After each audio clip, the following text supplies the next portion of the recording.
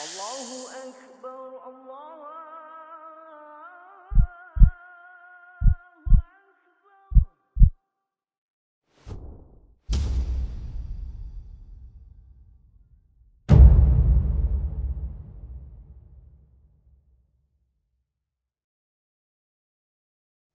أعوذ بالله السميع العليم من الشيطان الرجيم.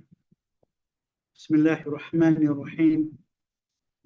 إن الحمد لله نحمده ونشكره ونستغفره ونستعين به ونعوذ بالله من شرور أنفسنا ومن سيئات أعمالنا.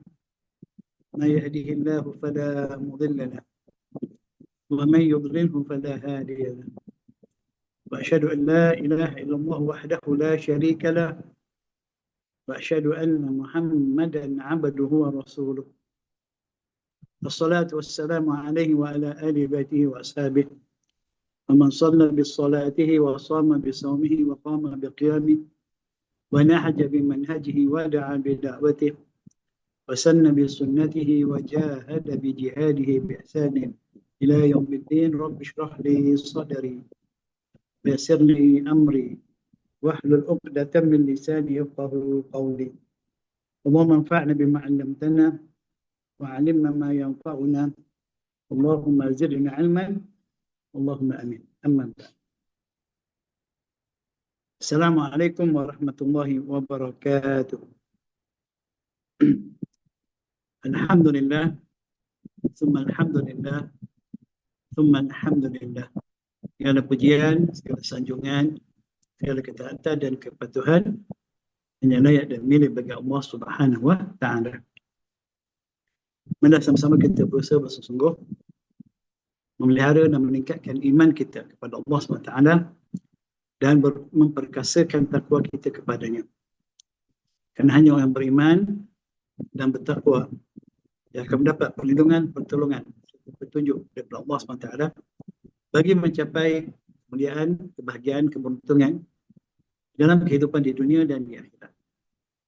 Dan mari kita sama-sama berdoa kepada Allah SWT agar diberikan kita kekuatan untuk terus kita bersemangat menuntut ilmu. Semangat menuntut ilmu kerana mengharapkan hidayah daripadanya. Dan diberikan kita kekuatan juga untuk beramal dengan setiap ilmu yang telah dikurniakannya kepada kita. Dan alhamdulillah, pada malam ini kita dapat teruskan lagi kelas kita tadabbur ilmu dan amali surah Al-Kahfi. Alhamdulillah, pada pertemuan yang lepas kita dah lihat tentang salah satu tajuk utama di dalam surah Al-Kahfi ini, tajuk tentang fitnah terhadap agama. Dan kita dah baca ayat-ayat yang berkaitan dengan Ashabul Kahfi. Jadi kisah Ashabul Kahfi mewakili salah satu bentuk fitnah yang dihadapi oleh manusia. Okay? Manusia secara umumnya ada beberapa fitnah yang mereka hadapi. Fitnah mengenai agama, berkaitan agama, fitnah terhadap ilmu, fitnah terhadap harta, yang keempat fitnah terhadap kuasa, kedudukan, pangkat. Nah, jadi fitnah terhadap agama. Hari ini kita akan mula dengan muka surat 15. Cara untuk menyelamatkan diri dari fitnah terhadap agama. Okay? Tapi sebelum tu, untuk melengkapkan lagi kefahaman kita mengenai fitnah terhadap agama, saya ingin berkongsikan sedikit. Ada dua perkara utama yang menjadi perosak atau penghalang bagi kita dapat memelihara agama kita daripada fitnah. Okay? Daripada fitnah terhadap. Ada dua perkara utama. Tak ada dalam buku, saya minta maaf, tapi ini tambahan. Untuk mereka yang dapat sama-sama kita dengar ini, ada dua perkara utama ini perlu kita fahami dan kita jauhi. Dua perkara tersebut adalah asyubha wa asyahwa. Al-awwal asyubha, yang pertama asyubha. Yang kedua asyahwa. Okay? Apa dia asyubha? Apa dia asyahwa? Okay? Kalau kita tak kenal, kita pasti akan jatuh dan fitnah terhadap agama kita tanpa kita sedar. Jadi secara ringkas untuk malam ni, sebelum kita baca cara-cara untuk menyelamatkan diri fitnah terhadap agama, saya nak sentuh tentang dua perkara ini secara ringkas, insyaAllah mungkin bermanfaat untuk kita. Apa dia syubhat? Syubhat ni biasa berkaitan dengan pemikiran. Pemikiran yang berkaitan dengan pemikiran. Tasawur wal ilm. Okay? Dia adalah afkar multabisatun tu'adudul haq. Pemikiran, idea, pandangan yang bercelaru. Yang bercelaru tidak berasaskan ilmu, dan dia sentiasa bertentangan dengan kebenaran. Sebagian manusia, bahkan ramai daripada manusia, mereka menghadapi masalah ini. Mereka lebih tunduk mengikuti pandangan-pandangan, pemahaman-pemahaman, afkar, fikiran, idea-idea yang samar-samar, tidak berasaskan ilmu. Bukan satu yang putus, satu yang benar. Bahkan dia syubhah, satu yang tak jelas. Tapi menarik. Nampak hebat. Okay? Dan dia semuanya ini bertentangan dengan kebenaran. Apabila kita diserang oleh penyakit ini di pemikiran kita, atau kita menghadapi masalah ini, syubhah ini, pemikiran kita berada dalam keadaan tidak jelas, lebih lebih cenderung kepada akal semata-mata, maka kita tidak akan menerima kebenaran. Dan apabila syubhah menguasai kita, maka kita tidak akan berada di atas ilmu dan yakin. Ilmu dan yakin. Sedangkan iman itu contohnya, yang merupakan asas pada agama kita, berasaskan pada ilmu dan yakin. Ilmu dan keyakinan. Jadi itu secara umumnya mana syubhat. Jadi antara asbab umat Islam sendiri sesat dalam urusan agama mereka, kerana mereka lebih terpengaruh dengan berbagai pemikiran-pemikiran, ideologi yang berasaskan akal semata-mata, dan dia tidak jelas, dia serabut sebenarnya, dia multabisatun, satu yang tidak berasaskan ilmu, dan dianya bertentangan dengan kebenaran yang merosakkan ilmu dan keyakinan. Itu yang dikatakan syubhah.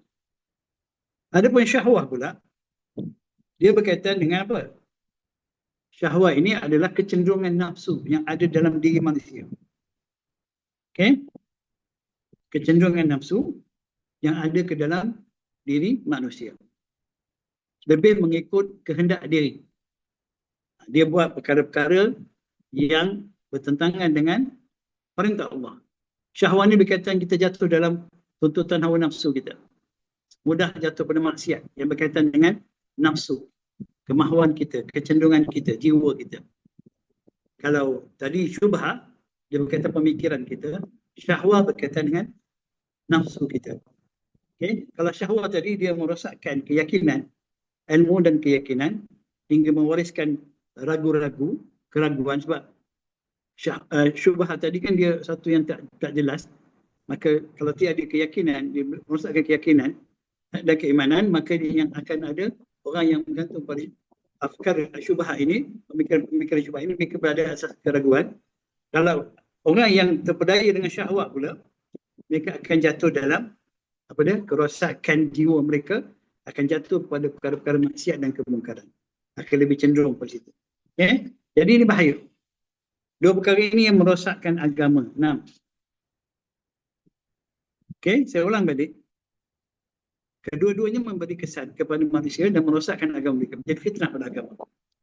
Asyubhah, dia mewariskan kita keraguan, kecelaruan, okay, dalam pemikiran kita. Adapun syahwah pula, dia menjadikan hati kita keras. Hati kita keras dan hati kita lebih cenderung pada perkara-perkara maksiat dan kerosakan. Fasad fil ardh. Jadi ini penting kita tahu. Hari ini kita diserang oleh berbagai pemikiran-pemikiran Barat dan Timur. Kemudian diolah atas berbagai nama oleh orang Islam sendiri, kemudian diislamisasikan. Ada yang kata ada, contoh ni sebagai contoh, demokrasi Islam, liberal Islam. Sedangkan tidak ada kena-mengena Islam dengan semua perkara itu. Al-afkar al-gharbiyah atau syarqiyah, pemikiran Barat atau Timur, atau dikata orientalis, itu semua adalah syubhah. Berbagai-bagai syubhah ini telah masuk dalam pemikiran umat Islam. Mereka selalu dianggap sebagai para pemikir. Memang benar, mereka bergantung pada akal. Mereka ada nampak seperti orang yang genius akal mereka. Dan mereka menimbang agama ini menurut neraca akal. Maka jatuhlah mereka dalam syubhah.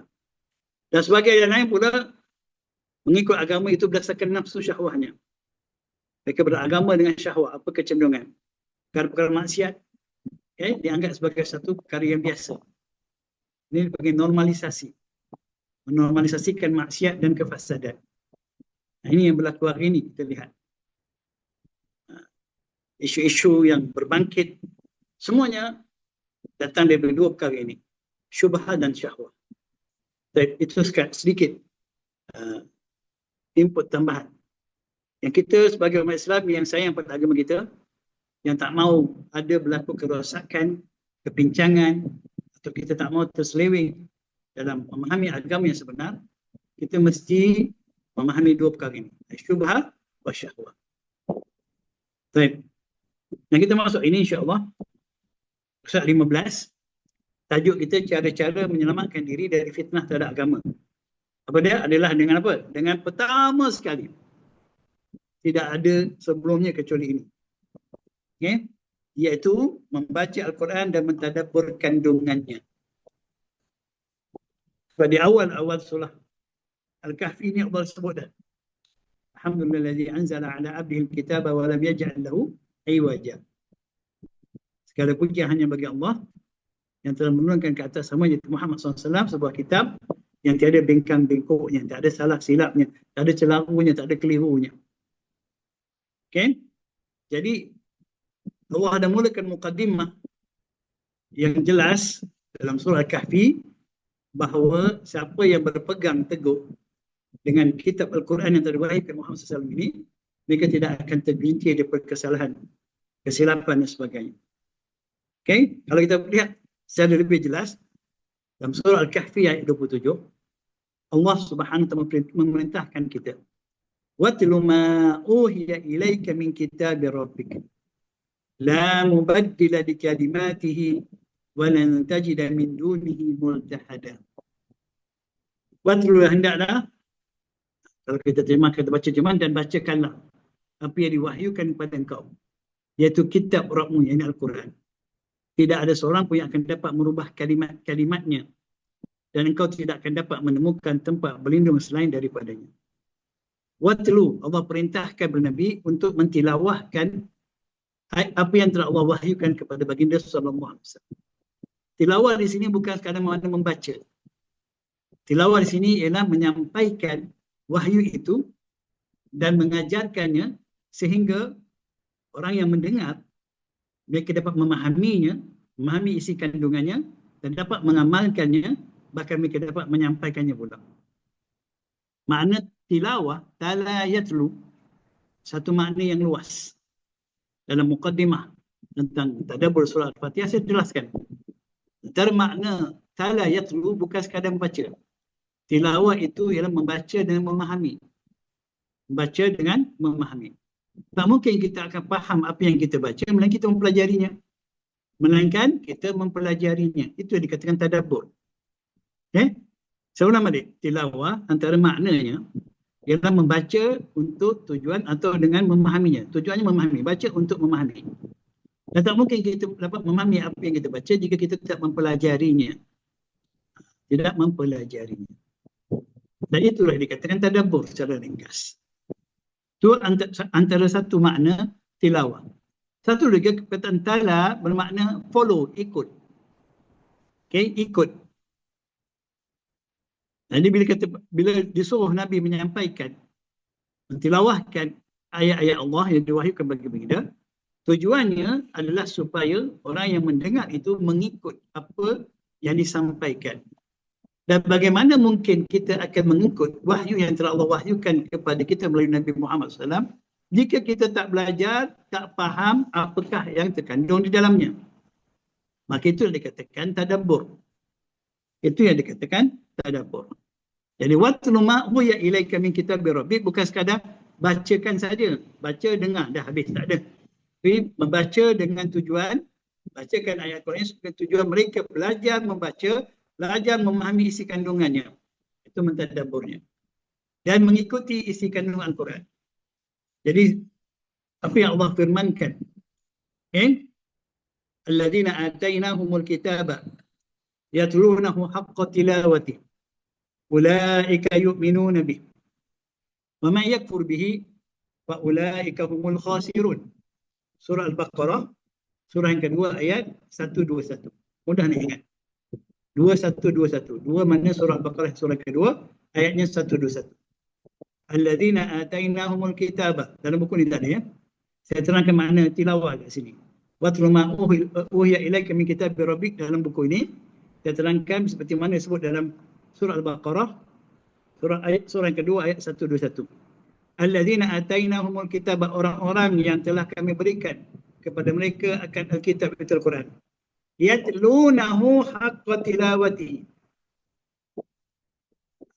Mereka mentilawahnya dengan sebenar-benar tilawah.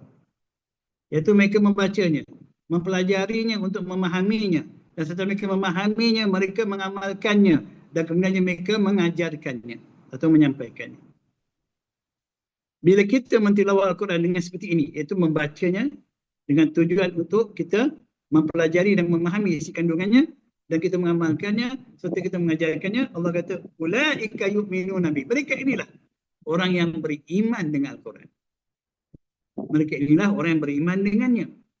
Jadi kalau kita baca tapi kita tak mau berusaha untuk mempelajari, memahami dan mengamalkan ayat-ayatnya, isi kandungan Al-Quran, apatah lagi untuk mengajarnya, kita bukan dimasuk tergolong di kalangan orang yang beriman dengan Al-Quran. Walaupun kita baca khatam, tapi kita langsung tidak berusaha untuk memahami apa yang kita baca.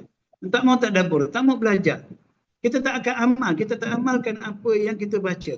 Amal macam mana kita tak faham? Kita tak belajar. Kita hanya membaca dengan tujuan untuk kata. Sedangkan Allah kata, alladzina atainahumul kitaba yatlunahu haqqa tilawati. Mereka mentilawahnya dengan sebenar-benar tilawah, iaitu mereka mempelajari dan mengamalkannya. Bukan sekadar membaca. Dan mereka inilah ulaika yu'minuna bih. Mereka lah orang-orang yang beriman dengannya. Wa may yakfur bihi fa ulaika humul khasirun. Siapa yang engkar dengannya, yang tidak mahu membaca dengan tujuan untuk mempelajarinya, memahami isi kandungannya dan mengamalkannya dan mengajarkannya, mereka lah orang-orang yang rugi. Jadi kita harus berhati-hati. Seperti mana disebut oleh, kalau tak silap saya, Abdullah bin Mas'ud. Dia kata, nanti akan ada dari kalangan umat Muhammad ini, mereka yang membaca Al-Quran dan mengkhatamkannya berkali-kali, dan mereka menyangka mereka telah beriman dengan Al-Quran semata-mata dengan membaca. Semata-mata dengan membaca. Sedangkan kami, para sahabat, kami mempelajari Al-Quran.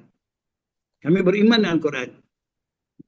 Kami mempelajari Al-Quran dari Rasulullah SAW. Kami amalkan dan kami ajarkannya. Dan bertambahlah iman kami kepada Al-Quran. Beza tak? Para sahabat, para salafus soleh, para ulama, mereka beriman kebenaran Al-Quran. Keimanan itu menyebabkan mereka mendapat kekuatan untuk sentiasa membaca, mempelajari, memahami, berusaha untuk memahami dan mengamalkannya serta mengajarkannya. Dan mereka itulah yang katakan orang yang benar-benar beriman pada Al-Quran. Adapun kita rasa kita ni orang beriman Al-Quran, sekadar kita baca kata, padahal kita langsung tak usaha untuk memahaminya, untuk mempelajarinya, memahaminya, untuk mengamalkannya. Rasanya beramal Al-Quran itu bukan satu daripada keprihatinan kita ketika kita membaca. Keprihatinan kita tidak lain adalah mengkhatamkan Al-Quran. Mengkhatamkan bacaan Al-Quran. Ini satu contoh. Jadi, banyak sebenarnya ayat-ayat yang menyuruh kita mentilawah Al-Quran dalam bentuk tadabbur.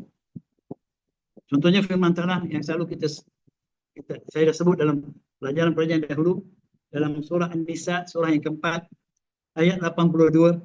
Afala yatadabbaruna al-Qur'ana walau kana min 'indi ghairillahi lawajadu fihi ikhtilafan katsira. Apakah mereka tak mau mentadabbur Al-Quran? Apa sebabnya? Adakah mereka sangka Al-Quran ini tidak tepat, tidak terpelihara kebenarannya atau sebagainya? Allah mengatakan walau kana min 'indi ghairillahi, kalau Al-Quran itu daripada selain Allah, ya, kamu akan dapati di dalamnya banyak perselisihan, banyak perbezaan. Tapi tidak, dia daripada Allah. Dan dia dijamin oleh Allah SWT. Sebab itu dalam surah Al-Kahfi ni ayat 27, Allah sebut la mubaddila li kalimatih. Tidak ada seorang pun yang dapat merubah kalimat-kalimatnya. Al-Quran terpelihara. Tak akan dapat di dalamnya persisian sebab dia datang daripada Allah. Dan Allah telah menjamin memelihara Al-Quran ini sehingga ke akhir zaman. Apa jua usaha manusia akan gagal untuk menyelewengkan Al-Quran. Tak akan berlaku seperti mana yang telah berlaku pada kitab-kitab yang telah diwahyukan kepada umat sebelum ini. Taurat, Injil, Zabur telah diselewengkan oleh umat itu. Al-Quran tidak. Okay? Al-Quran tidak. Dalam surah yang lain juga, surah Muhammad, surah yang ke-47, ayat 24, Allah SWT berfirman, "Afala yatadabbaruna al-Qur'ana am ala qulubin aqfaluha?" Apakah mereka tidak mahu mentadabbur Al-Quran atau apakah hati mereka sudah terkunci? Ini dua perkara tadi. Bila hati manusia telah terkunci, dengan sebab syubhat dan syahwat tadi. Apabila syubhat menguasai mereka, akal didahulukan daripada petunjuk atau wahyu, akal menjadi pemikiran yang celaru yang tak berasas ilmu itu menjadi pegangan, maka hati akan rosak. Hati akan rosak, terkunci daripada menerima cahaya petunjuk Allah. Bila syahwah yang menguasai diri, maka hati akan menjadi keras. Jadi Allah kata, nak bagi tahu kita, soalan ni bukan soalan nak tanya. Soalan ini sebagai peringatan dan amaran. Hakikatnya Allah bagi tahu, manusia tidak mahu mentadabbur Al-Quran. Tidak lain sebabnya kecuali kerana hati mereka terkunci dengan dua perkara ini, atau syubhat dan syahwat. Dan banyak lagi sebenarnya ayat-ayat yang telah kita pelajari tentang apa yang dikatakan sebagai cara untuk kita keluar daripada fitnah agama ini. Kita mesti mentadabbur kandungan Al-Quran, membaca dan mentadabburnya. Kemudian Allah sebut dalam ayat ini, kita balik pada ayat ini, walan tajida min dunihi multahada. Kamu tidak akan dapati sama sekali. Lan ini maknanya sama sekali, sekali-kali tidak. Min duni, daripada selainnya, iaitu Allah Ta'ala, multahada, yang dapat melindungi kamu, tempat perlindungan kamu. Jika kamu nak melindungi diri kamu dari apa jua fitnah, khususnya yang kita bicara hari ini tentang sekarang ini fitnah terhadap agama, maka hanya Allah yang boleh melindungi kami. Dan Allah melindungi kita dengan apa? Dengan wahyu yang telah diwahyukan kepada kita melalui Nabi kita Muhammad SAW. Jika kita mahu dapat perlindungan, berada di tempat yang kita dilindungi oleh Allah Ta'ala, maka tilawahlah Al-Quran dengan sebenar-benar tilawah. Bacalah, tadabburlah, ambillah pengajaran, fahamilah isi kandungan Al-Quran, amalkanlah sedaya upaya. Kerjakan perintahnya, tinggalkan larangannya. Kita akan dapat perlindungan daripada Allah. Tuan-tuan dan puan-puan yang rahmati Allah. Jadi penting Al-Quran. Hari ini manusia kagum dengan kebolehan dia membaca Al-Quran. Dia jadi kagum dan teruja sangat. Dia rasa, Allah, beruntungnya saya dulu tak tahu baca Quran, Ustaz. Dah tua-tua ni tapi saya tak putus asa. Saya kembali, saya belajar mengenal huruf, barisnya, makhrajnya, tajwidnya. Maka sekarang ni saya dah pandai baca Quran. Alhamdulillah. Tapi itu bukan segala-galanya. Kebolehan membaca Al-Quran, mengenal hurufnya, membunyikan barisnya, bukanlah itu dikatakan keseluruhan maksudnya. Tidak. Itu hanya permulaan untuk kita beriman dengan Al-Quran. Untuk kita beriman dengan, sebenarnya ada 5 kewajipan yang perlu kita laksanakan terhadap Al-Quran ini. Bagi seorang Muslim, umat Islam yang mahu melindungi dirinya daripada segala bentuk fitnah terhadap agamanya, dia ada 5 kewajipan yang perlu dilaksanakan. Saya kongsikan. Izinkan saya kongsikan. Penting, mana yang penting? Ada 5. Saya baca dulu. 1, tidak mungkin kita akan dapat menjadikan Al-Quran sebagai sumber untuk mendapatkan perlindungan daripada segala fitnah terhadap agama, kecuali yang pertama kita beriman dengan Al-Quran. Hanya orang yang beriman Al-Quran yang akan mendapat segala kelebihan manfaat, khususnya perlindungan daripada Al-Quran ini. Ada mereka yang tak beriman, mereka tak akan dapat apa-apa. Orang yang tak beriman Al-Quran, mereka tak akan berminat atau tak akan punya masa untuk membaca Al-Quran.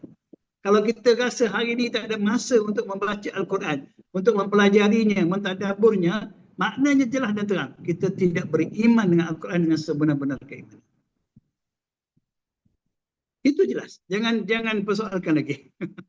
Kalau kita orang yang beriman Al-Quran dengan sebenar-benar keimanan, seperti para sahabat, mereka akan, mereka dan kita yang beriman ini sentiasa mempunyai masa yang banyak untuk bersama Al-Quran. Bukan masa kita yang tersisa untuk Al-Quran. Hari ini ada sebahagian kita yang memperuntukkan beberapa jam dalam seminggu atau dalam hari untuk baca. Ada yang bagi 1 kali 2 seminggu sekali untuk mentadabbur. Yang lain semua untuk dunia ni atau untuk belajar ilmu yang lain. Mereka beriman dengan Al-Quran. Para sahabat, mereka memperuntukkan masa kehidupan mereka semuanya untuk Al-Quran. Semuanya untuk mempelajari, mentadabbur, mengamalkan Al-Quran, menyampaikannya. Ya? Sebab itu mereka lah orang mukmin yang Allah redha. Khalid Al-Walid, ya, diriwayatkan beliau pernah berkata di saat beliau mahu meninggal dunia ketika sampai kematiannya. Dia mengatakan, lebih kurang maksudnya, dia merasa betapa ruginya dia telah menghabiskan masa kehidupannya di dalam medan peperangan sehingga dia tidak memperuntukkan masa seperti sahabat-sahabat yang lain membaca, mempelajari, memahami isi kandungan Al-Quran bersama Rasulullah. Khalid Al-Walid bukan manusia yang tak beriman. Dia beriman. Dia Saifullah Maslul. Dia mujahid. Habis tubuh badannya luka kerana mempertahankan agama ini. Besar usahanya, besar perjuangan terhadap agama. Tapi ada kekesalan dalam hati dia kerana dia tidak seperti sahabat yang lain yang sentiasa bersama Al-Quran. Khalid Al-Walid tak bersalah. Dia berjuang, berjihad, itu ada tuntutan yang ada dalam Al-Quran. Tapi masih lagi rasa kesal. Bagaimana kita, tuan-tuan dan puan? Kita, masa kita 24 jam sehari, berapa waktu yang kita peruntukkan kepada Al-Quran? Sisa-sisa waktu kita, dan waktu itu pula boleh sekejap ada, kejap tak ada. Kalau datang saja perkara lain, kita boleh tak datang kelas tadabbur. Kita boleh tinggalkan membaca Al-Quran. Sebab itulah kita tak sama dengan para sahabat radhiyallahu anhum. Sebab itulah kita tak dapat perlindungan daripada Allah SWT. Jadi yang pertamanya ialah beriman Quran. Hanya orang beriman Quran akan menjalankan kewajipan yang kedua, iaitu mereka sentiasa membaca Al-Quran. Mereka sentiasa membaca Al-Quran dengan tujuan bukan untuk mengkhatamkannya, tapi untuk tujuan memahami isi kandungannya. Ya, mereka yang akan membaca, ini yang kedua. Mereka akan beriman, mereka akan membaca, dan mereka akan beri kewajipan ketiga, itu bukan sekadar membaca, mereka akan berusaha untuk memahami isi kandungan Al-Quran. Dan mereka, kewajipan yang keempat, orang yang berusaha memahami isi Al-Quran kerana imannya kepadanya, mereka akan mengamalkan isi kandungan Al-Quran. Itu kewajipan yang keempat. Yang pertama tadi, mereka beriman. Keimanan mereka mendorong mereka pada kewajipan yang kedua, itu membaca. Ya, keimanan mereka mendorong mereka membaca bukan sekadar untuk mengatakan Al-Quran. Kepada kewajipan yang ketiga, mereka pindah pada kewajipan itu memahami isi kandungan Al-Quran dengan mentadabburnya. Dan setelah mereka memahami, mereka pindah pada kewajipan yang keempat, mereka berusaha mengamalkan segala isi kandungan Al-Quran. Dan yang kelima, setelah mereka sendiri beriman, membaca, memahami, mempelajarinya, mengamalkannya, mereka akan mengajarkan, menyampaikannya kepada orang lain. Maka sebab itu mereka jadi khairukum man ta'allama al-Qur'ana wa 'allamahu. Seperti kata Nabi SAW. Sebaik-baik kamu adalah mereka yang mempelajari Al-Quran dan mengajarkannya. Kita hanya rasa kita dah terbaik dengan membacanya sahaja. Itu pun berapa semasa sangat yang kita peruntukkan untuk membaca Al-Quran. Baca tanpa berusaha untuk memahaminya. Kalau kata belajar Al-Quran, Ustaz, macam mana nak suruh, macam nak cari makan.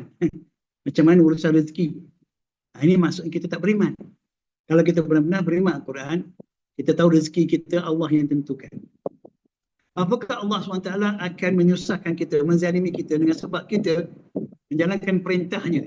Dia yang menyuruh kita supaya sentiasa bersama Al-Quran.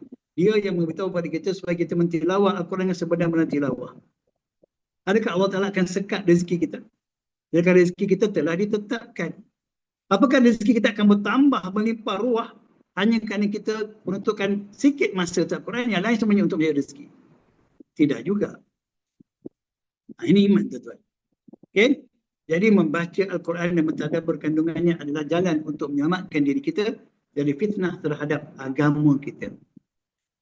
Kalau betul-betul kita nak selamat daripada syubhat dan syahwah yang menjadi perosak, yang begitu besar kesannya pada kita, sentiasalah bersama Al-Quran.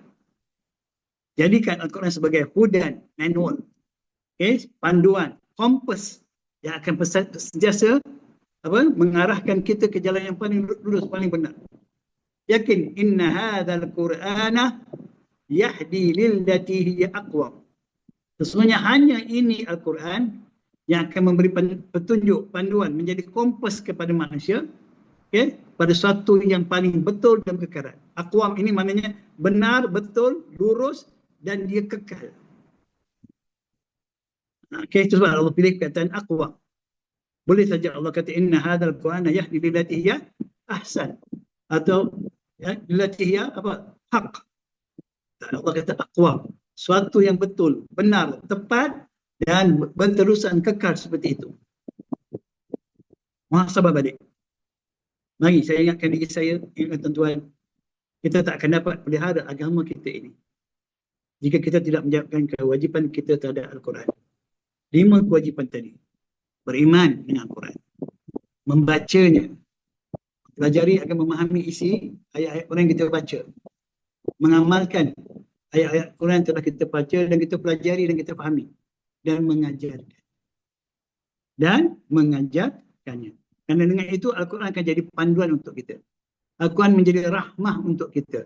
Al-Quran menjadi syifa untuk kita. Jadi penawar, ubat, solusi sebagai untuk segala urusan hidup kita. Jangan kita hanya memuliakan jasad, fizikal Al-Quran. Hari ini umat Islam mereka Masya Allah, begitu memuliakan fizikal Al-Quran. Betul.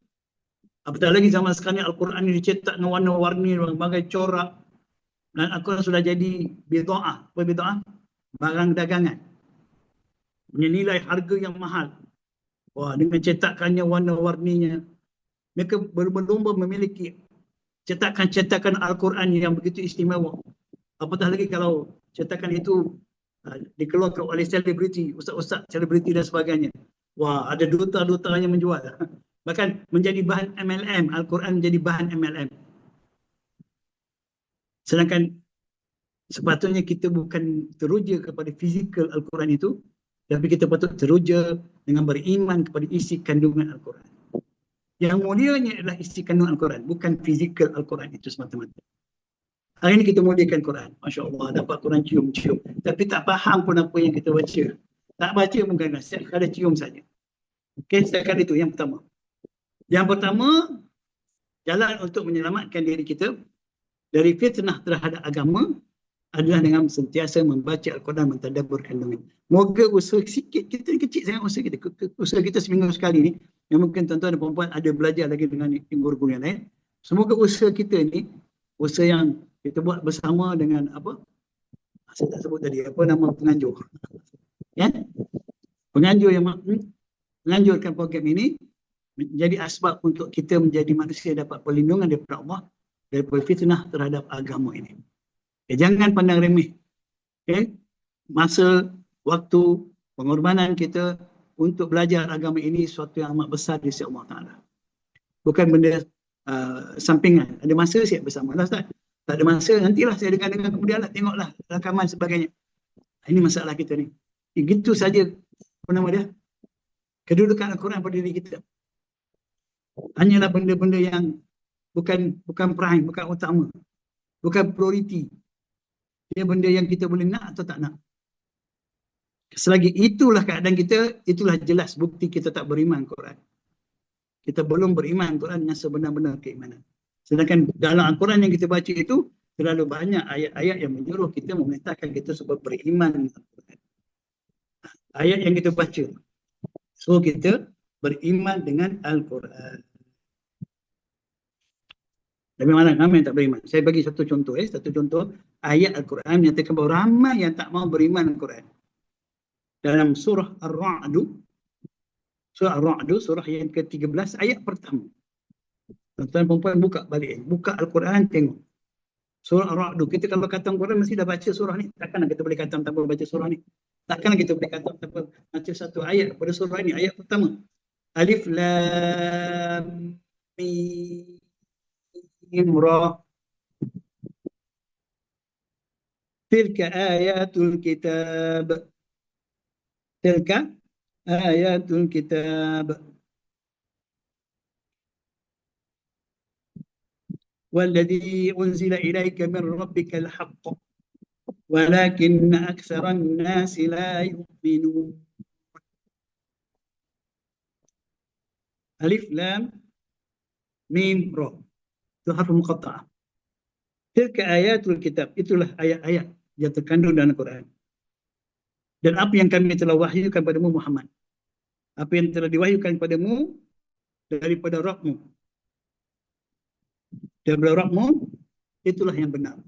Apa yang Allah wahyukan kepada Rasulullah SAW daripada ayat-ayat Quran, itu saja kebenaran. Itu saja benar. Tidak ada yang benar selain pada apa yang Allah wahyukan kepada Nabi kita Muhammad SAW.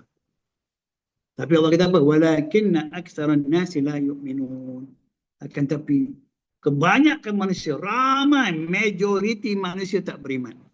Yang mengaku Muslim pun tak beriman dengan Al-Quran. Dia tak rasa Al-Quranlah sumber kemenangan, kemuliaan yang ketinggian. Hanya Al-Quran yang benar. Apa sahaja pandangan, pemikiran manusia, no. Pasti ada salah, pasti tak sempurna, pasti tidak boleh dijadikan pegangan untuk kejayaan, keberuntungan, kemuliaan di dunia, apatah lagi di akhirat.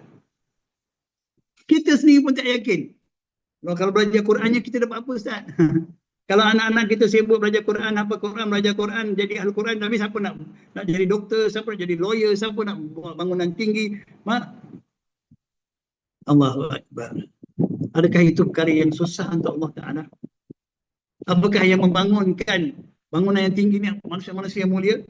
Tak tengok ke bagaimana Allah Ta'ala musnahkan bangsa-bangsa yang dahulu yang jauh lebih hebat teknologinya, kekuatannya daripada kita? Kaum Ad, kaum Samud contohnya. Mereka membangunkan bangunan dengan teknologi yang kita tak dapat buat. Apakah mereka itu makhluk yang mulia di sisi Allah Ta'ala? Adakah itu nilai kemuliaan? Hingga kita meninggalkan Al-Quran, menjauhi Al-Quran, kerana kita takut nanti kita akan ketinggalan, tidak moden. Inilah aksarum la yu'minun. Itu yang pertama. Yang kedua, cara untuk menyelamatkan diri dari fitnah terhadap agama. Yang kedua adalah bersahabat dengan orang yang soleh. Bersahabat dengan soleh, berteman, berada dalam bi'ah manusia bersama manusia yang bi'ah yang solehah. Bi'ah soleh datang bila di dalamnya ada individu yang soleh. Bi'ah bahasa Melayu apa? Bahasa Arab? Bahasa Melayu apa? Persekitaran. Bahasa Inggeris kita apa pula? Kita berada dalam persekitaran, dalam bi'ah yang solehah. Tidak mungkin ada bi'ah yang solehah kecuali di dalamnya ada individu-individu yang soleh. Lelaki atau perempuan. Orang tua atau orang muda. Kanak-kanak. Orang kaya atau miskin. Tak kira. Yang menjadi individu di dalam bi'ah kita, persekitaran kita itu, pastikan majoriti mereka, kalau boleh semuanya, walaupun agak mustahil, adalah orang-orang yang saleh. Lihat firman Allah Ta'ala surah Kahfi ayat 28. Wasbir nafsaka ma'al ladina yad'una rabbahum bil ghadati wal 'ashiyyi yuriduna wajha wa la ta'du 'aynaka anhum turidu zinatal hayatad dunya wa la tuti' man aghfalna qalbahu an dhikrina wattaba'a hawahu wa kana amruhu furuta. Dan bersabarlah engkau. Nabi suruh Nabi kita sabar di mana apa? Tetap bersama orang-orang yang menyeru, yad'una rabbahum, yang sentiasa menyeru, berdoa dan mentaati. Yad'un di sini ada dua makna utama. Dia perkataan da'a yad'u. Boleh kata tiga lah, tiga. Supaya kita faham. Yad'u, da'a bermakna memanggil. Da'a juga bermakna memanggil. Da'a, yad'u juga bermakna meminta, memohon, berdoa. Yad'una juga bermakna ya'budun, beribadah, menyembah. Ini tiga makna utama. Dan kebanyakan Al-Quran bercerita tentang tiga makna ini. Jadi Allah minta Nabi tetap bersabar, yang tetap bersama. Wasbir nafsaka, diri kamu bersama dengan orang-orang yang yad'una rabbahum, yang sentiasa berdoa, beribadah, taat dan patuh kepada Rabb mereka. Sentiasa soleh, mengerjakan amal-amal soleh. Mereka orang soleh, orang yang sentiasa mengingati Allah, taat kepada Allah, berdoa kepada Allah, mereka lah yang dikatakan orang-orang yang soleh. Alladzina yad'una rabbahum bil ghadati wal 'ashi. Di waktu pagi dan waktu petang. Maknanya sepanjang hari, siang dan malam. Okay? Allah suruh Nabi kita bersabar, iaitu tetapkan diri bersama manusia-manusia seperti ini. Nabi ini sendiri dah soleh dah. Nabi ini sendiri manusia soleh dan dia contoh orang soleh yang paling hebat. Tapi Allah tetap memperingatkan dia supaya dia tetap bersama dengan sahabat-sahabatnya yang soleh. Jangan dia berada dalam bi'ah yang boleh merosakkan dia. Okay? Dalam persekitaran yang boleh merosakkan. Tetap bersabar dengan mereka.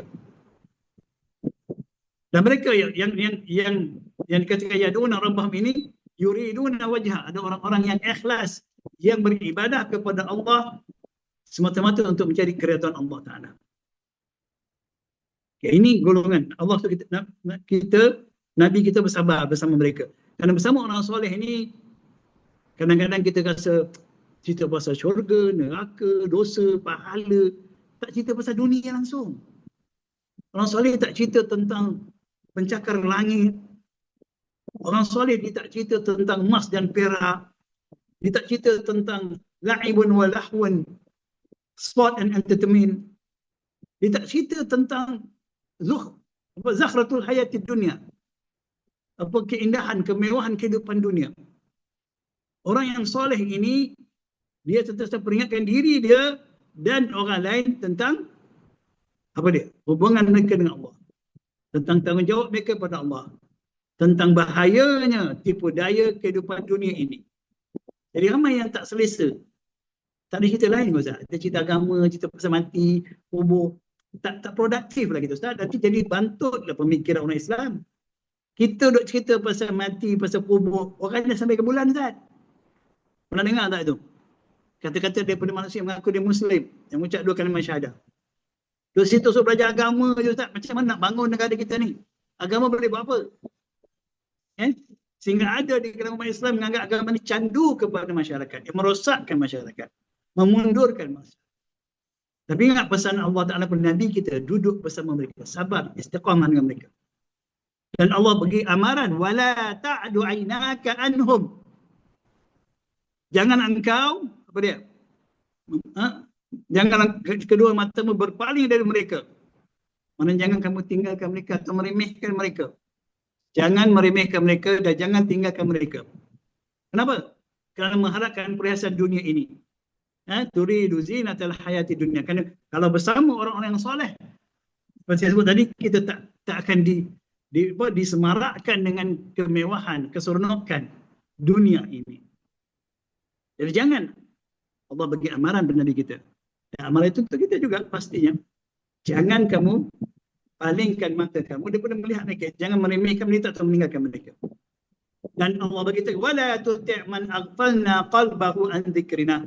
Dan jangan kamu taat, kamu ikut akan orang yang telah kami lalaikan hati mereka daripada mengingati kami.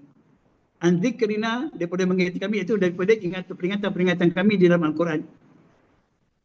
Kita kali ini bercenderung orang yang boleh membawa kita tentang kemewahan dan kesenangan dunia. Orang-orang yang bijak, yang profesional, yang hebat, lawyer, engineer, doktor, apa lagi, accountant, saintis, angkasawat, artis, atlet. Wah, kita kalau dapat bersama mereka, bergambar dengan mereka, dapat autograf mereka, wah, kita masuk Facebook, media sosial kita, berbangga-bangga kita. Rasa kita beruntungnya kita bersama dengan mereka yang Allah lalaikan hati mereka daripada Al-Quran. Mereka yang tak mahu percaya Al-Quran, tak mahu mempelajari Al-Quran, tak mahu mengamalkan Al-Quran sebab mereka tak beriman dengan Al-Quran dan sebenarnya beriman. Tapi kita bangganya kalau kita atau ahli keluarga kita menjadi ahli dunia. Dijulang namanya. Wow. Sebab ini amaran Allah Ta'ala kepada Nabi kita. Dan itu amaran untuk kita. Wala tuti' man aghfalna qalbahu an dzikrina. Siapa dia tadi? Orang yang jatuh pada syubhat dan syahwat. Wattaba'a hawahu wa kana amruhu furta. Dan mereka ini apabila Allah lalaikan mereka dengan pilihan mereka daripada Al-Quran, maka mereka tidak mengikuti lain kecuali hawa nafsu mereka. Dan adalah keadaan mereka sentiasa furta, melampaui batas, atau juga diterjemahkan sia-sia, tak berfaedah. Mereka yang setinggi mana dijulang kehebatan mereka dalam ilmu dunia, urusan dunia semata-mata. Sedangkan mereka tidak dapat apa-apa hazzan, bahagian dengan Al-Quran. Mereka itu di sisi Allah Ta'ala, urusan mereka semuanya melampaui batas. Itu satu yang tidak bermanfaat, bahkan membinasakan diri sendiri, merugikan diri sendiri. Ini peringatan yang besar. Okay? Dan kita wajib berusaha untuk menjadikan diri kita soleh dan sentiasa menjaga kesolehan kita. Dan antara tanggungjawab kita adalah memastikan kita berada bersama orang-orang yang soleh. Kerana kekuatan kita bersama mereka, kesolehan kita akan lebih terpelihara. Okay? Dan kita lihat tak kurang hadis-hadis yang menceritakan tentang kepentingan kita memilih sahabat, memilih persekitaran. Okay? Contohnya yang biasa kita dengar hadis riwayat daripada Abu Hurairah radhiyallahu anhu, riwayat Imam Abu Daud rahimahullah, ar-rajul ala dini khalili falyanzur ahadukum man yukhalil. Seseorang lelaki itu agamanya sentiasa menurut sahabatnya. Itu makna secara jelas, bukan harfiatan. Agama seseorang itu biasanya akan terpengaruh, terikut dengan siapa yang menjadi sahabat dia. Seperti mana agama sahabatnya, sebetulnya kita. Kalau kita bersahabat dengan orang yang soleh, insya-Allah kita juga akan terbawa untuk menjadi orang soleh, terdorong ke arah itu. Kalau kita bersahabat dengan ahli dunia, kita pasti akan terdorong juga seperti dia menjadi ahli dunia. Kalau kita bersahabat dengan ahli syubhah, ahlul ahwa, ahlul bid'ah, kita akan pasti menjadi seperti mereka. Maka Nabi pesan kepada kita, betul-betul perhatikan betul siapa sahabat kamu itu. Jangan nanti kamu tersilap sahabat, tersalah pilih, kamu rugi, binasa di dunia dan akhirat. Dan dalam satu perumpamaan ini, sebuah hadis, saya bacakan perumpamaannya.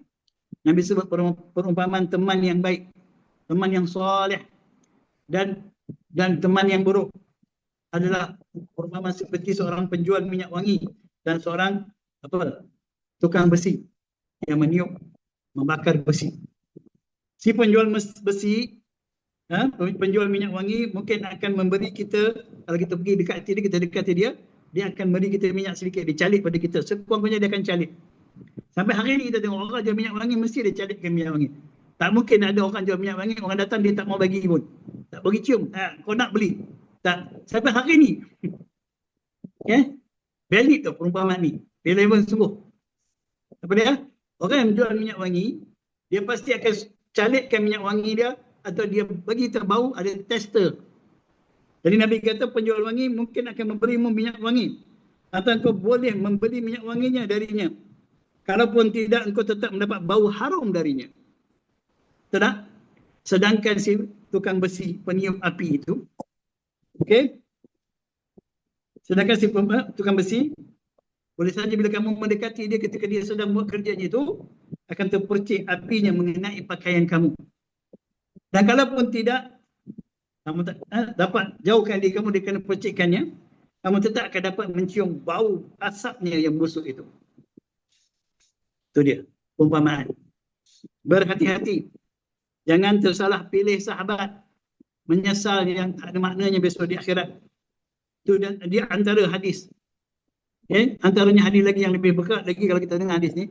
Nabi kata, la tusahib illa mu'mina wa la ya'kul ta'amaka illa taqi. Allahu Akbar. Nabi kata, jangan kamu bersahabat, menjadikan kawan karib, akrab, yang dekat dengan kamu kecuali orang yang beriman. Dan jangan kamu benarkan makanan kamu, rezeki Allah beri pada kamu, dimakan melainkan oleh orang yang bertakwa sahaja. Besar peringatan tersebut. Amat besar. Baik. Kita cuba tengok sikit ayat Quran. Apa dia? Ayat Quran mengenai kesan buruk kita salah memilih apa? Memilih sahabat atau mengikuti orang kerana kehebatan diri duniawi saja. Contoh firman Allah Ta'ala dalam surah Ahzab. Apa dia? Dalam surah Ahzab ayat 66, bermula ayat 66. Surah Al-Ahzab, surah yang ke-33. Ayat 66. Allah sebut yauma tuqallabu wujuhahum fin nari. Pada hari ketika muka mereka dibolak-balik, diguling-guling di dalam neraka. Yaquluna ya laitana ata'na Allah wa ata'na ar-rasul. Mereka berkata di saat mereka dibakar, diguling macam tu, macam kambing guling. Kambing apa? Kambing bakar yang diguling-guling tu kan? Alhamdulillah. Mereka berkata di saat itu, alangkah baiknya dulu di dunia, ketika kami hidup di dunia ini, kami taat pada Allah dan Rasul. Tapi mereka berkawan dengan orang yang tak taat pada Allah dan Rasul. Mereka berkawan dengan orang-orang yang tidak mengajak mereka pada Allah dan Rasul. Ya, mereka lebih mudah, lebih selesa berkawan dengan manusia-manusia yang mengajak mereka pada dunia, pada syubhat dan syahwat. Lalu mereka berkata lagi pada ayat 67, wa qalu rabbana inna ata'na sadatana wa kubara'ana fa adalluna as-sabil.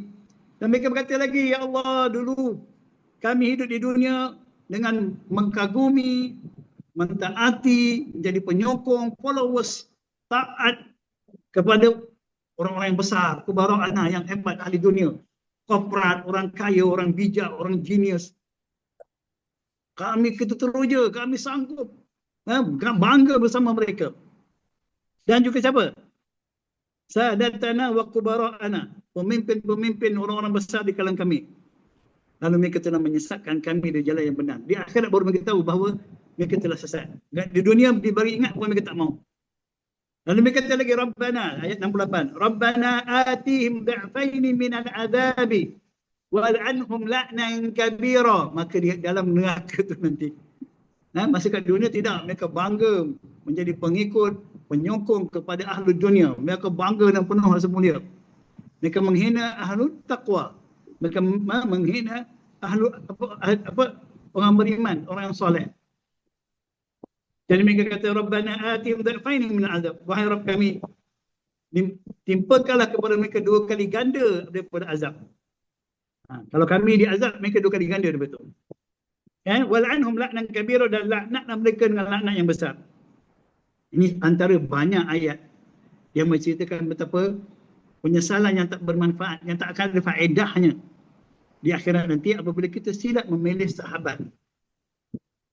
Itu kita tanggungjawab kita, pastikan kita bersahabat dengan siapa, anak-anak kita bersahabat pada siapa. Kita bertanggungjawab memilih bi'ah, suasana yang baik untuk diri kita dan anak-anak kita, jika benar-benar kita mahukan kejayaan di dunia dan di akhirat. Itu tanggungjawab kita. Okay? Dalam ayat lain saya bagi contoh.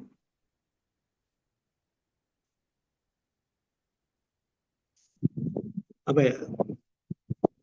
Al-aqillah yawma idzin ba'dhum li ba'din adu. Surah Az-Zukhruf. Surah Az-Zukhruf, surah yang ke-43 ayat 67. Al-akhillau yawma idzin ba'dhum li ba'din adu illa al-muttaqin. Dulu para teman akrab di dunia ini, mereka yang bersahabat dengan manusia, mempunyai kawan-kawan yang rapat, yang diterujai, yang disanjungi, okay, di kalangan ahli dunia. Al-akhillah, yang saling sayang menyayang. Yauma idzin, pada hari akhirat nanti, ba'dhum li ba'din adu, sebagian mereka menjadi musuh kepada sebagian yang lain. Kerana saat itu baru tahu, alamak aku berkawan dengan dia, aku jadi apa, sekarang ruginya aku. Illal muttaqin, kecuali orang yang bertakwa. Orang yang di dunia bersahabat kerana takut pada Allah, bersahabat kerana agama, bersahabat kerana untuk mendapatkan bimbingan, suasana yang membimbing mereka menjadi orang yang soleh. Ini sebahagian daripada ayat-ayat Quran yang banyak memperingatkan kita. Sebab itu kita kalau baca tak faham, kita baca ayat-ayat ini, pasti kita baca. Tapi kita tak faham, kita di dunia masih lagi bersahabat, lebih cenderung bersahabat dengan ahli dunia. Dan berbangga. Dan kita memandang remeh, memandang rendah kepada orang yang mengajak kita tentang agama ini. Ini yang kedua. Ada masa lagi? Ada masa lagi? 5 minit lagi. Yang ketiga, sentiasa mengingati kehidupan akhirat dan mengutamakannya. Ini cara untuk kita selamat daripada fitnah dalam agama kita. Kalau kita nak selamat, Inilah dia. Wa qulil haqqu min rabbikum faman syaa'a falyu'min wa man syaa'a falyakfur. Inna a'tadna liz-zalimina naran ahata bihim suradiquha wa in yastaghisu yughasu bima'in kalmuh yashwi al-wujuh bi'sa asy-syarabu wa sa'at murtafaqa. Dan katakanlah kebenaran itu al-haqqu min rabbikum. Hanya dia kata kebenaran itu apa yang datang daripada Rabb kamu.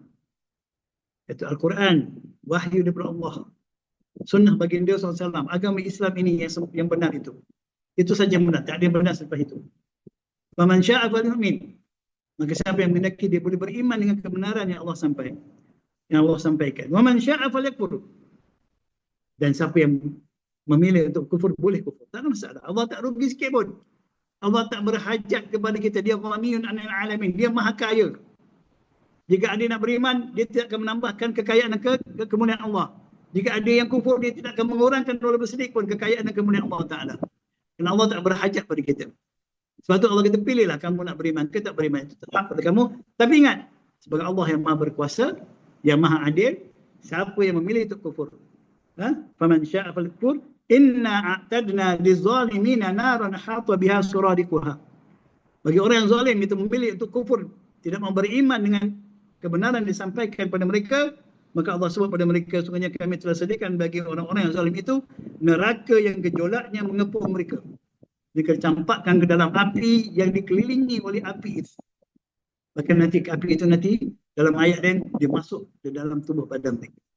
Dan ketika mereka dibakar panas dengan api yang panas, mereka akan kehausan seperti mana di dunia dulu. Lalu mereka minta untuk diberi minuman. Wa iyastaghisu yughasu bima'in kalmuhli. Dan jika mereka meminta minum, nescaya mereka akan diberi minuman daripada air seperti besi yang mendidih. Belum sempat air itu masuk ke mulut mereka, panasnya air itu, api yang mendidih itu telah membakar, menghanguskan muka mereka. Itulah minuman yang paling buruk dan tempat istirahat yang paling jelek. Jika kita tak pernah fikir tentang azab seksaan Allah di akhirat nanti. Jika kita tak pernah berfikir tentang permulaan kehidupan akhirat kita. Apa dia? Bila kita berada di pintu pertama kehidupan akhirat kita, kematian. Kematian itu, al-maut, alam barzah itu pintu pertama, tingkat pertama di tingkat akhirat. Jika hidup kita tak memfikir tentang kematian, rasa memikir kematian itu menyebabkan kita ni tak produktif, tak aktif, kita akan ketinggalan, tak guna ingat mati. Orang bodoh je ingat mati ni. Kita nak hidup dunia, enjoy, just do it. Enjoy, capai sekali impian kita di dunia ni. Ini tempat kita untuk membuktikan kita orang yang hebat.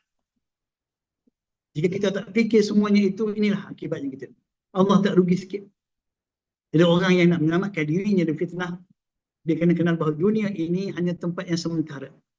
Dunia ini bukan tempat untuk dia kekal abadi. Dunia ini semua di dalamnya adalah ujian untuk dia. Yang baik atau buruk adalah ujian. Allah jadikan dunia ini indah, sesuai dengan berbagai perhiasan yang menjadi tuntutan nafsu sebagai ujian kepada kita. Siapa yang berjaya mengisi kehidupannya dengan keimanan dan ketaatan kepada Allah, dia akan berjaya di akhirat. Siapa yang hidupnya amalan di dunianya untuk mencari bekalan bagi akhirat, dia akan berjaya. Siapa setiap aktiviti kehidupannya, perkataan dan perbuatannya, zahir dan batinnya adalah semata-mata untuk mengumpul aset yang akan dibawa ke akhirat, maka dia pasti akan beruntung di dunia dan akhirat. Tapi yang kehidupannya, manusia yang kehidupannya semata-mata untuk cari habuan, keseronokan, kemewahan, kesenangan hidup di dunia, dia pasti akan hina di dunia, tambahan lagi di akhirat. Ini peringatan. Terlalu banyak tuan-tuan ayat-ayat tentang dunia ni. Tentang tipu daya, mata'ul ghurur. Dunia ni keseronokan yang memperdaya. Okay? Allah dah berperingatkan tentang dunia ni umpama tumbuhan yang tumbuh setelah hujan yang turun. Kemudian selepas itu dia jadi kering kontang bila tak ada hujan dah. Habis begitu, mati. Dunia takkan kekal. Dunia tidak akan kekal kecuali amalan-amalan yang kita lakukan untuk akhirat. Yang itu yang akan kekal bersama kita. Harta kita, keluarga kita, sahabat kita tidak akan bersama kita. Kalau kita mati nanti mereka ikut kita sampai ke perkuburan saja. Apabila kita telah dikebumikan, semua akan meninggalkan kita kecuali amalan kita. Kalau kita punya amalan yang baik, amalan kita untuk akhirat, maka dia akan bersama kita. Kalau amalan kita tidak begitu, rugilah kita. Tak ada siapa yang boleh membantu kita. Anak kita, harta kita, sahabat-sahabat kita. Tapi hari ini kita merasakan dunia inilah segala-galanya. Everything is dunia inilah. Allahu Akbar. Kita lalai. Kita lebih mengutamakan bal tu'siruna al-hayat ad-dunya wal akhiratu khairun wa abqa. Kita baca ayat ni, kita dengar bacaan ayat ni. Bahkan manusia ini, yang rugi ini, mereka lebih mengutamakan kehidupan dunia. Sedangkan akhirat itu jauh lebih baik dan lebih kekal. Banyak tuan-tuan ayat-ayat yang berkaitan perkara ini. Jadi ini 3 perkara yang kita perlu faham untuk menyelamatkan diri kita daripada fitnah terhadap Quran, dan 3 perkara ini disentuh dalam surah Al-Kahfi. Penawar atau cara untuk menyelamatkan diri daripada fitnah terhadap agama, dan ini yang mampu saya sampaikan. Semuanya banyak lagi, tapi masa kita dah habis. Jadi kita dah habis pada sesi ini. Okay? Dan saya buka pada admin untuk sesi soal jawab. Nah. Jazakallah khairan Ustaz di atas ilmu yang disampaikan. Semoga kita dapat manfaat dan mengamalkannya. Allahumma. So, jika ada persoalan Ustaz, cuma saya tanya pertama, maksudnya hukum tadabbur ni adalah wajib Ustaz? Soalan itu, Ya. dia wajib sebab perintah Allah, afala yatadabbaruna al-Quran. Banyak ayat Quran yang suruh kita bertilawah, membaca, memahaminya, menjadikan dia manual panduan. Hukum mempelajari Al-Quran adalah fardu ain bagi setiap orang Islam yang yang berakal, yang memayis. Tak kira dia hamba ke, dia merdeka ke, dia kaya ke, dia miskin ke, dia sihat ke, dia sakit, mempelajari Al-Quran agar menjadi mukmin adalah satu kewajipan bagi setiap individu. Tidak ada ilmu yang lebih wajib daripada belajar Al-Quran. Kalau mereka belajar Al-Quran, kerana Allah Ta'ala, ilmu yang lain bagi Allah akan beri ajar kepada mereka. Allah yang akan mengajar mereka. Kalau mereka menjadikan Al-Quran sebagai panduan, manual untuk jadi orang bertakwa, Allah yang akan mengajar mereka ilmu-ilmu yang bermanfaat untuk mereka dan kehidupan dunia ini. Apa ayat tu? Wattaqullaha wa yu'allimukumullah. Dan hendaklah kamu sentiasa bertakwa kepada Allah. Bagaimana jadi bertakwa kepada Allah? Mesti jadikan Al-Quran sebagai panduan. Al-Quran hudal lil muttaqin. Al-Quran adalah panduan bagi orang yang bertakwa. Nak jadi orang bertakwa mesti faham dan mengamalkan Al-Quran. Nah, Allah kata wattaqullah, hendaklah kamu sentiasa bertakwa akan Allah, wa yu'allimukumullah, dan dengan itu Allah akan mengajarkan kamu. Allah yang akan mengajar kamu ilmu-ilmu untuk kehidupan dunia kamu. Jangan takut. Tanggungjawab kamu mempelajari Al-Quran, beriman dengannya, membacanya, mempelajarinya, mengamalkannya dan mengajarkannya. Yang lainnya tentang dunia, jangan risau. Allah akan ajarkan kamu. Allah akan permudahkan kamu jalan untuk tahu ilmu-ilmu yang bermanfaat untuk kamu. Tapi kalau kita tinggalkan Al-Quran, tak belajar Al-Quran atau belajar sekadar-sekadar saja, kemudian kita sibuk dengan ilmu dunia untuk kita dapat kemegahan dunia, ilmu itu tak akan bermanfaat dengan kita. Tak akan beri manfaat bagi kita di dunia maupun di akhirat. Ya, maka wajib setiap umat Islam belajar Al-Quran. Itulah subjek utama, wajib. Okay? Subjek wajib lulus, faham dan diamalkan oleh orang beriman. Bukan subjek yang sekadar wajib lulus pilihan. Bukan wajib pilihan. Nak lulus, tak lulus tak apa. Yang wajib lulus BM, sejarah, apa lagi? Bukan. Kalau kita orang Islam, kita ni pastikan anak-anak kita dan anak-anak kita, mereka benar-benar belajar Al-Quran. Bukan untuk lulus mata-mata, tapi untuk beriman dan beramal dengannya. Subjek lain itu pilihan, option. Hari ini tidak. Betapa hinanya kita melihat agama ini. Subjek agama hanyalah subjek pilihan. Kalau nak lulus pun itu orang-orang yang minat agama saja, yang budak-budak sekolah agama saja. Adapun yang belajar pun agama pun hanya kerana nak lulus periksa. Hanya nak dapat sijil agama. Untuk dapat jawatan sebagai ahli agama. Na'udzubillah min zalik. Itulah penghinaan yang kita buat terhadap agama kita sendiri. Baik, itu jawapannya. Jazakallah khairan. So, soalan seterusnya. Assalamualaikum warahmatullahi wabarakatuh. Ustaz, assalamualaikum fi dunia wal akhirah. Bagaimana untuk memperolehi sahabat soleh atau soleha di zaman sekarang Ustaz? Mohon cadangan. Sangat baiklah dengan Allah pertama sekali. Bahawa ada lagi manusia yang soleh. Okay? Allah tak akan suruh kita, Nabi tak akan suruh kita kecuali kata memang boleh. Kalau kita kata mana nak cari Ustaz? Di zaman, maknanya kita memang tak boleh. Kita tak kata nak kita buruk sangka kepada Allah. Kita tak bersangka baik kepada Allah. kekuatan husnuzon pada Allah itu akan membantu kita mendapat perkara-perkara yang terbaik dalam keadaan yang begitu dahsyat fitnahnya ini. Bersangka baik pada Allah. Kalau kita rasa tak ada harapan, maknanya kita memang pasrah untuk hidup dalam keadaan yang akan menyebabkan kita terseleweng, jatuh, tergelincir daripada kebenaran. Saya nasihatkan, bersangka baik daripada Allah. Sama mana Allah yang perintahkan untuk kita mencari sahabat yang baik, untuk berada dalam bi'ah yang baik, yakinlah perkara itu memang ada. Sampai bila-bila ada. Sehinggalah saat fitnah yang kemuncaknya besok, bila tidak ada lagi dah, demi menjaga akidah kita, kita pergi meninggalkan semuanya bersama kambing kita ke puncak gunung. Itu dah ke muncak dah. Tapi hari ini dan masih akan datang, masih ada ramai lagi orang-orang yang soleh, tempat-tempat yang baik untuk kita. Kita nak tak nak saja. Biasanya kita kalau nafsu kita lebih kuat daripada kehendak kita untuk kembali kepada ini, memang tak jumpa lah. Memang tak jumpa. Okay? Orang pergi Amerika, negara orang kafir yang banyak maksiat, masih boleh jumpa lagi orang-orang yang baik. Masih lagi bertemu. Kalau dia betul-betul nak cari orang baik, masih boleh bertemu lagi orang yang solat 5 waktu sehari semalam. Masih boleh bertemu lagi orang menuntut aurat. Orang yang pergi ke Mekah semata-mata untuk menghabiskan wang dia, dia tak jumpa orang soleh. Yang jumpa KFC, McDonald. Yang jumpa menara jam yang besar. Yang dijumpa macam-macam ustaz cantik-cantik perempuan Arab. Minta maaf. Wah, dahsyat dia kata. Sana hebat ustaz. Hotel canggih. Wah, TV macam-macam ada. Dia pergi Mekah tapi tak jumpa yang baik untuk dia. Kenapa? Sebab hati dia, syahwah dia dan syubhah yang sudah ada dalam pemikiran dia. Jadi saya nasihatkan kita bersangka baik pada Allah. Apa saja Allah perintah, pasti benda itu boleh. Dan memang ada hingga hari ini.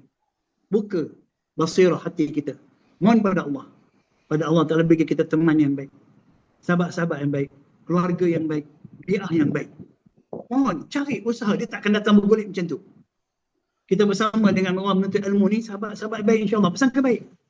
Okay, mereka yang bersama kita menuntut ilmu, guru-guru yang mengajar kita, insyaAllah mereka adalah sahabat-sahabat yang baik.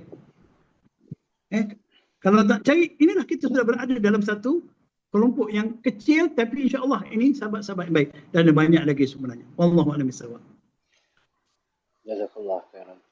Soalan kedua, bagaimana nak meninggalkan kawan yang ahli dunia atau kawan yang mengajak kepada maksiat, tapi hati kita terdorong kepada mereka?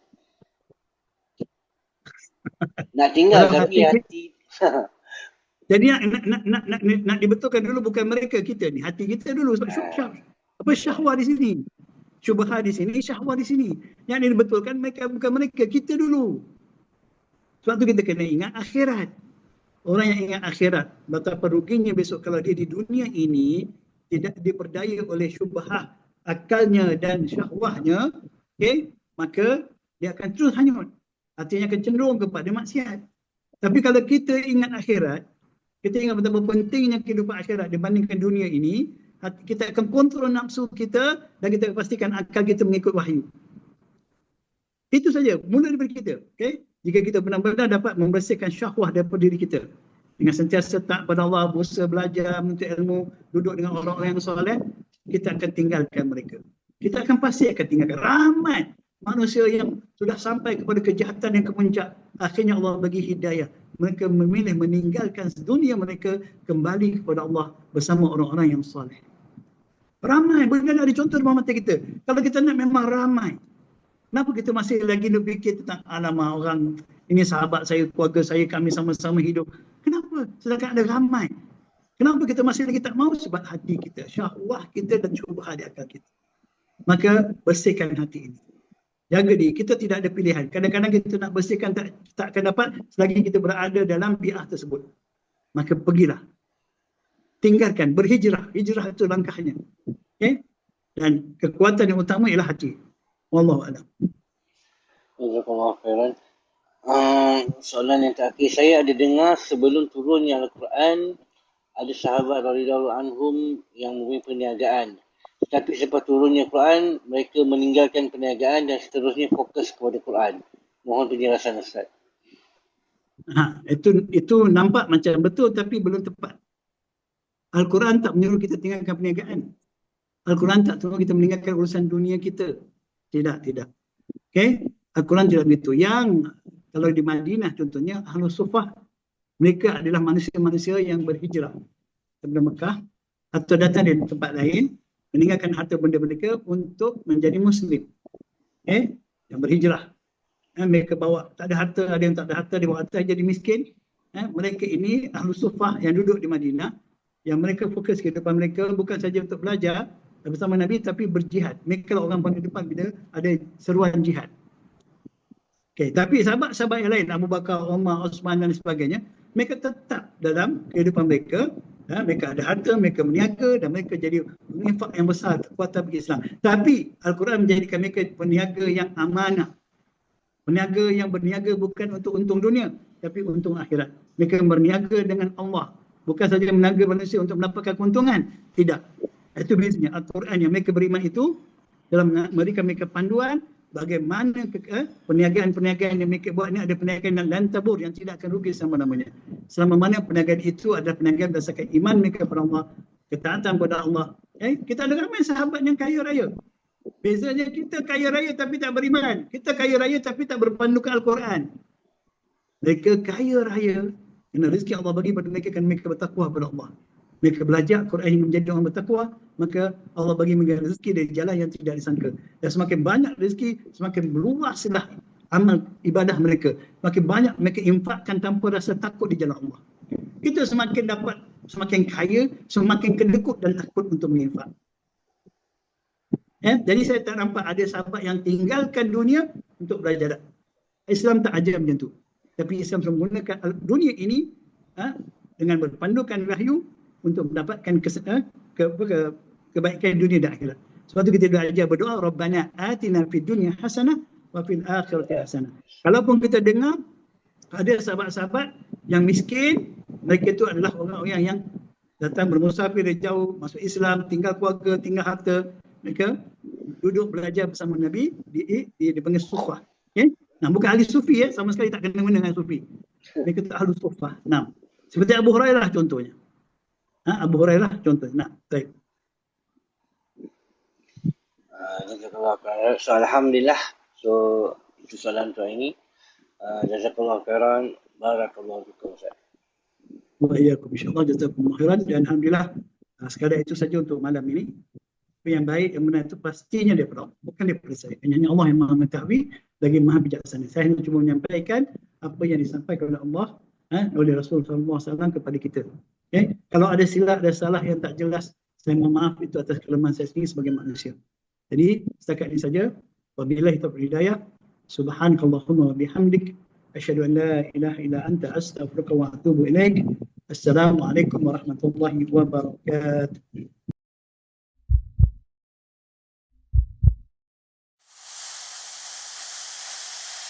الله أكبر الله